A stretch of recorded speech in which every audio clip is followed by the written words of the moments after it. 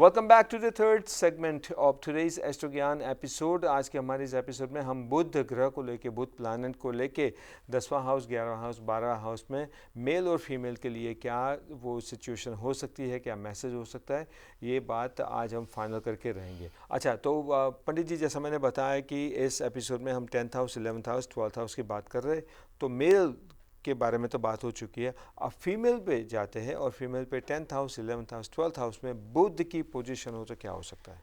किसी भी अगर बहन की कुंडली में, हमारी जो स्त्री की कुंडली में अगर बुध सप्तम हाउस में आ जाएं, तो ऐसे लोगों के लिए बहुत अच्छा माना जाता है। अच्छा। उनका दाम्पत्य जीवन बहुत सुखमय होता है।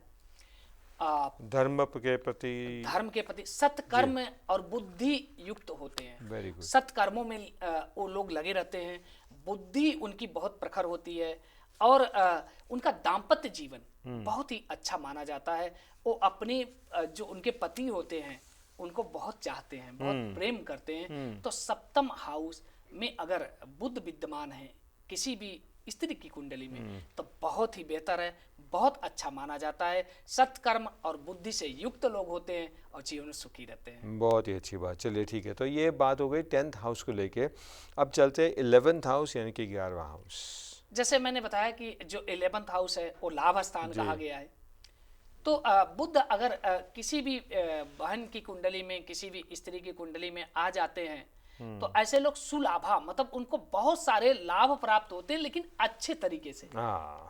मतलब कभी कभी लाभ तो बहुत सारे होते हैं, कुछ लोग अनेकों तरीकों से लाभ प्राप्त करते हैं, लेकिन ऐसे लोगों को बहुत अच्छे तरीके से उनका जो धन होता है बहुत अच्छा होता है। ये धन लाभ जो होता है ना, वो सबसे बड़ा अच्छा होता है। हाँ जी। बिकॉज जैसे का लाभ तो चलो यश लाभ भी होता है, कीर्ति लाभ भी होता है, तो ये लाभ तो मिलते हैं जिसमें कहीं पैसे दिखाई नहीं देते, लेकिन धन लाभ सबसे बड़ा अच्छा लाभ ये है। तो आप जिसकी बात कर रहे हैं वो बिल्कुल। धन लाभ। देखिए, धन आवश्यक है, लेकिन हम किसी भी लाभ को कम या ज्यादा नहीं, नहीं वो आंक मैं सकते। नहीं कर रहा। जो भी जीवन का बहुत सारे अंग है जी। लेकिन आप ये जानते हैं अगर आपके पास धन है तो आप मटेरियल और मानसिक दोनों सुखों को प्राप्त करते हैं। अगर भाई जैसे किसी ने लिखा है, मुंशी प्रेमचंद ने, कि दरिद्रता इस संसार का सबसे बड़ा अभिशाप है, इसलिए भगवान कभी किसी को दरिद्र ना बनाए। जी।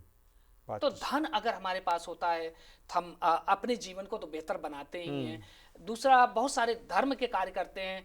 धन है तो धर्म की रक्षा करते हैं, धर्म के कार्यों करते हैं। ऐसे लोग बहुत ही लाभ प्राप्त करते हैं और पतिव्रता भी होते हैं। जैसे मैंने बताया कि सप्तम स्थान में पतिव्रता होते हैं, वैसे 11th हाउस में भी अगर वो किसी भी बहन की कुंडली में आ जाएं, तो ऐसे लोग अपने पति से बहुत प्रेम करती हैं, बहुत स्नेह करती हैं, उनका दाम्पत्य जीवन भी बहुत सुखी होता है। Very nice. चलिए ठीक है, तो ये तो दोनों ग्रह को लेके, दोनों स्थान को लेके, रादर बुध ग्रह को दोनों स्थान को लेके 10th और 11th फीमेल की कुंडली में हो तो अच्छी बात होती है। अब आते हैं last house, final 12th house. अब देखिए, हमने बताया था पुरुष की कुंडली में अगर बुध 12वें स्थान पे है तो अच्छा नहीं है, लेकिन अगर किसी बहन की कुंडली में 12वें स्थान पे आ जाए तो उनको पुत्र का लाभ बहुत प्राप्त होता है। ओके। बहुत सारे पुत्र होते हैं उनको, और उनके पुत्र लाभ का मतलब ये नहीं, संख्या से मतलब नहीं है, वो अपने माता पिता का ध्यान रखता है। तो 12वां हाउस किसी भी स्त्री की कुंडली में अगर बुध है, जबकि पुरुष के लिए अच्छा नहीं है, अगर बहन की कुंडली में आ जाए तो बहुत ही अच्छा माना जाता है उनको। हाँ, लेकिन एक ही चीज होता है कि वो लोग खर्च बहुत करते हैं। व्यय स्थान होने के कारण मैं वही पूछने वाला था, उनके पास धन आता है तो उसको व्यय करते हैं। मैं वही पूछने वाला था कि 12th हाउस जो है वो व्यय का हाउस होता है, तो फिर उसको लेके क्या करेंगे? बट ये खर्चा होता रहता है। पर जितना खर्चा होता है इतना आ भी जाता है पैसा, तो फिर देन बैलेंस हो जाता है। चलिए ठीक है, तो ये थी जो बातें 10th house, 11th house, 12th house, male and female को लेके। तो इसी के साथ ये जो बुध ग्रह की सीरीज़ जो हमने शुरू करी थी पिछले 2-3 दिनों पहले, तो यहाँ पे समाप्त होती है। बिकॉज हर एक ग्रह को हम जो है वो वी टेक वन ग्रह, one planet at a time, और हमारे पंडित जी उसकी फर्स्ट पोजीशन से लेकर 12th पोजीशन तक मेल और फीमेल के लिए क्या एक जनरल बिलीफ होता है वो हमारे साथ शेयर करते हैं।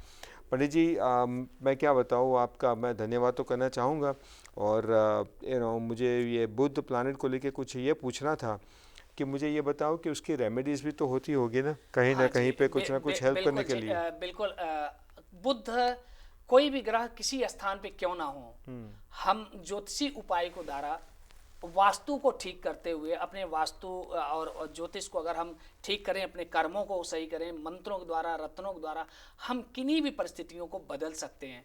मित्रों, एक चीज़ आपको बताएं, राम का नाम लेकर चैन की नींद सोए, अनहोनी होगी नहीं, होनी होए सो होए। जो होना है बहुत ही उसे कोई भी कोई टाल भी नहीं नहीं रोक सकता, सकता यार। लेकिन आपके जीवन में अनहोनी नहीं होगी। यस, प्रभु का नाम लेकर सत्कर्मों में लगे रहिए। अगर सत्कर्म करते हैं, भगवान की भक्ति करते हैं, तो आपके जीवन में ये सब जो ज्योतिषी उपाय हैं, हम रात को बदल नहीं सकते, लेकिन रात में प्रकाश की व्यवस्था करके उस रात के अंधकार को हम न्यूट्रलाइज कर देते हैं। बाहर अंधकार है लेकिन हमारे घर में प्रकाश है, तो अंधकार नहीं रहता। इसलिए हे मित्रों, सत्कर्म करिए। सुख चाहते हैं तो सत्कर्म करिए, सन्मार्ग पर चलिए। पाप करो और गंगा नहाओ, टेक इट इजी पॉलिसी नहीं चलेगा। आप पूरे साल भर पाप करिए और जाके गंगा में डुबकी लगा लें, आपके पाप धुल जाएंगे, ऐसा बिल्कुल भी नहीं है। गंगा का पुण्य अवश्य में प्राप्त होता है, लेकिन उसका मतलब यह है हम दोबारा पाप कर्म ना करें। इसलिए सुख चाहते हैं तो सत्कर्म करें। जी बिल्कुल।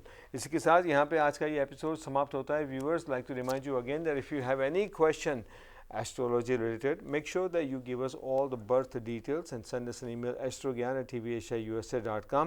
या तो पंडित ज्ञान प्रकाश जी को डायरेक्टली आप फ़ोन कर सकते हो और एस्ट्रोलॉजी से रिलेटेड जो भी प्रश्न है आप उनसे डायरेक्टली पूछ सकते हो। मैं हूँ संजीव पांड्या। सबसे पहले मैं हमारा पंडित जी का बहुत बहुत धन्यवाद करना चाहूँगा। नमस्कार। नमस्कार जी। Thank you so very much. दर्शकों बहुत बहुत धन्यवाद टीवी एशिया से जुड़ने के लिए। जी बिल्कुल। और मैं हूँ Sanjeev Pandya, wishing you all happy and lucky day ahead. So long.